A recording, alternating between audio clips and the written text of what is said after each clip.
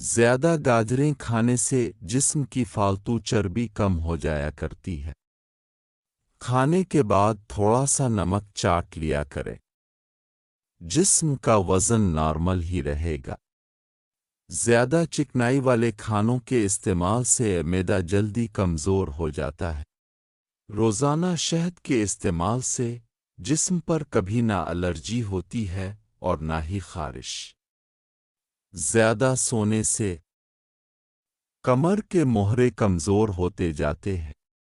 روزانہ ایک گلاس دودھ کا نہار منہ پی لینے سے چہرہ کبھی بھی کمزوری کا شکار نہیں ہوتا۔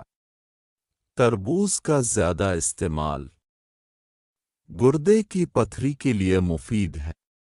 نیم گرم دودھ میں انڈے کی زردی ملا کر پینے سے بدن کی کمزوری ختم ہو جاتی ہے۔ دہی کھانے کے بعد چائے مت پیا کریں کیونکہ ایسا کرنے سے پیٹ میں اپھارا ہو جایا کرتا ہے۔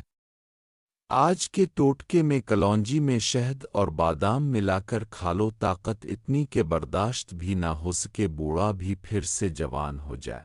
اس کے علاوہ جسم کا بڑھتا ہوا وزن بھی آہستہ آہستہ کم ہونا شروع ہو جائے گا، اور دوسرا اگر پیٹ باہر لٹکا ہوا ہے تو وہ بھی چند دنوں میں سکڑ جائے گا۔